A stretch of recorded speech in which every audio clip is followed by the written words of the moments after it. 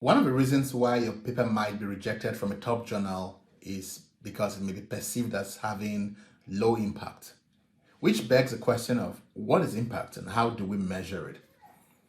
Well, the sad news is that impact is a very subjective construct. So what is impactful to you may not necessarily be impactful to me, and vice versa. However, when it comes to scientific publishing, the one person whose opinion truly counts on what impact is the journal editor, because they are the ones who have the authority to decide whether to accept or to reject your paper. And so it is important to know from the editor's perspective what an impactful study is.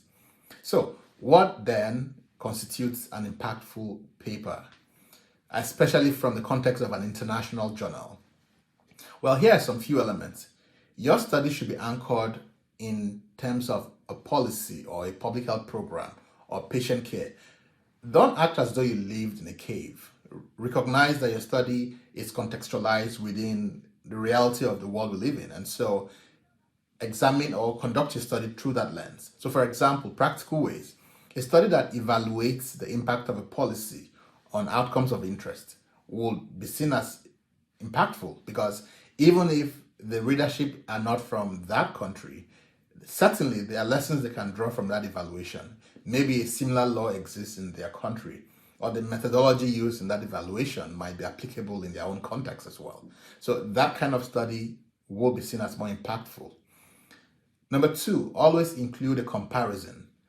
In epidemiology, studies that have a comparator are called analytical studies, and they are more rigorous than purely descriptive studies that do not have a comparison. Number three, where possible or where feasible, always include an international data. When you have data from 2 or more countries, by default, that will appeal to a broader range of readers than a study that is just drawn from one country or from a small region of one country. So making your study international is definitely one way to increase the impact or the perceived impact of your study. And number four, make sure that your study is rigorous in terms of its design. And so this will include making sure that you have adequate sample size and that your outcomes are well defined, and that your analytical approaches are proper for the outcomes or for the aims you wish to explore. The Chisquares platform can help you to ensure that your studies are designed in a way that are rigorous and that elevates the impact of your study.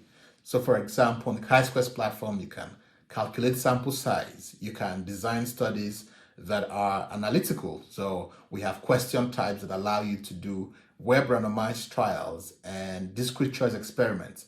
And these and many other features on the Chisquares platform can allow you to easily conduct studies or surveys that answer complex questions of policy relevance, of importance in the real world, and thus increasing your likelihood of publishing in international journals.